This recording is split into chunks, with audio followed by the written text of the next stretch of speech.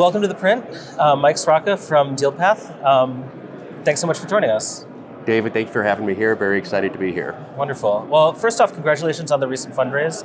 Could you tell me a little bit, first of all, it's like a pretty challenging environment to raise funds in right now, so congratulations on that as well. Thank you. Can you tell me a little bit about what that process was like and kind of what you're planning on doing or expansion plans that you've got for it? Sure. So last week, Dealpath announced our Series C fundraise with $43 million led by Morgan Stanley Expansion Capital.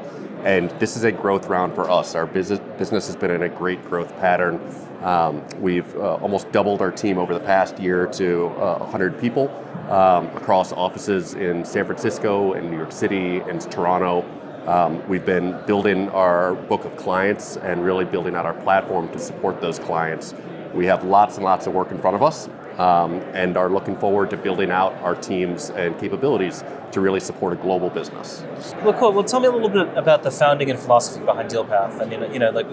I guess where have you come from up to this point? We started the company 8.5 years ago, which in some ways feels like forever ago in a flash. It's been both of those things. I had started my career in real estate finance and kind of unexpectedly moved into software development.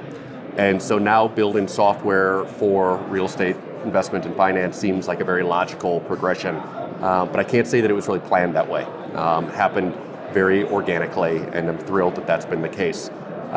When we started Dealpath, former colleagues and friends had really been asking for solutions, and it took us a little while to hear them the right way. But as we started to dig in and learn more about their needs and learn more about the market, we were finding a very clear unmet need and broken workflow for investment teams, and a big opportunity to build a solution that would support those institutional investors that would really enable them to deploy capital efficiently and to allow investors to really invest in our built world. So that is what we set out to do nearly 8.5 years ago. We've made great progress and have so much more in front of us. So I think that this is really just the beginning for Dealpath and a lot more work ahead. Well, so what kind of expansion do you see? Like, do you want to expand more internationally, or are there additional kind of products that you see that you want to kind of build out of the original core? We're a yes and company, so I would say that it is all of those things. I think that we are big fans of trying to minimize variables. So from when we started Dealpath, we've tried to focus our solutions on a set of use cases that we could support well and grow out from there. Today, we support hundreds of institutional investors and more than $10 trillion in transactions. And I think that what we see is client needs for more and more solutions and capabilities that we want to build out and be able to increasingly support a global business with thousands of institutional clients. So again, lots of work ahead, and very happy that that's the case. Well, so real estate and institutional clients sort of generally, one would think are sort of slow to adapt new technology. Like how difficult has it been to sort of make the case that to get over the hump of what, to bring your technology in-house at some of these big old companies that are making lots of money anyway, and It's been really interesting. I think that real estate, and particularly the investment management side, has been very underserved by software and technology for some good reasons. And there's been changes in the market that have really caused for, I think, new capabilities to really get traction. So when we look historically at these firms, while they're really large by dollar value, they're comprised of a relatively small team of people. And so I think that the evolution of cloud-based software, of SaaS-based business models have enabled more industry-specific solutions and design software for their specific needs. Now, going through change management is always really hard, and there needs to be very clear value and reason to change. And I think that that's the journey that we've been on, is creating this new category and educating the market on, understanding the pain points that they're seeing and the solutions that are available to them. And so I think that our partnership with our clients and prospects has really allowed us to build out these solutions and really build momentum to the business that we've become today and that we aim to be in the future. A lot of prop tech companies, quote unquote prop tech companies, did very well in the pandemic. I mean, and there are a lot of solutions that were sort of had been slow to adopt before, and then the pandemic kind of changed everything around and made them more vital. How has it affected you, and how are you coming out of it?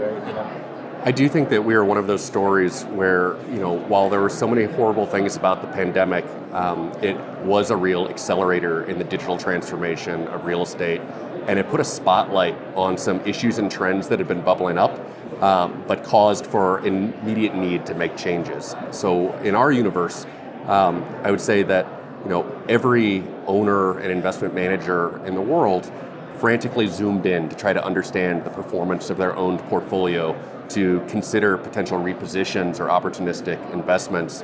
And during that process, they were used to meeting together in a conference room every Monday for an investment committee meeting, working shoulder to shoulder together on deals. However, they now needed to work in a distributed fashion. And that was, again, really putting a spotlight on the needs for having centralized data that's globally accessible, having these flexible workflows that enable your teams to work from anywhere, and having the data security that these leading institutions require as more and more of their proprietary information is stored and housed in cloud services. So I do think that we were a beneficiary of this. And coming out of the pandemic and reopening now, it seems impossible that people are going back. Sure. So I think that was a catalyst to help drive the change management that we see in front of us. You were speaking a little bit about data security before. Like how big an issue, and is that becoming a bigger issue over time? I mean, more and more it seems like everything's sort of connected one way or the other to the internet, and there's vulnerabilities and stuff. And so the stakes are high. These are institutional investors who are fiduciaries for billions of dollars of capital and are doing individual transactions that are measured in the tens of millions, hundreds of millions, billions of dollars. And so that proprietary data, those communications are sensitive. And historically, real estate doesn't have a rich history in being experts in data security, but that is quickly becoming a core part of the business and something that is very important to us, and from our earliest days we've invested deeply in. Dealpath maintains SOC 2 Type 2 certification and compliance, which is a very high standard and requires an annual audit. And I think that this is part of that learning curve with the industry of these new requirements that they need to have and we need to understand together. Are you, as you sort of look forward again with this fundraise that just kind of came through, do you see kind of certain kinds of partnerships or certain kinds of expansions that you're? I mean, maybe I was going to say off the record, but we're on the record, so I guess we're on the record. So yeah, where are you looking for kind of expansion? I think that's a core part of our business today and will only increasingly be the case. And so we've designed and built Dealpath as really the center of a modern real estate tech stack and ecosystem. We want to be the command center for the front office, the investment committee and the investment team at these firms. And in order to get the most value out of our platform and their business, they really need to integrate with the tools and services that they use upstream and the various different things that they use downstream from us. So I think that we today offer a third-party API and a developer portal. We support ETL and bulk upload and downloads of information.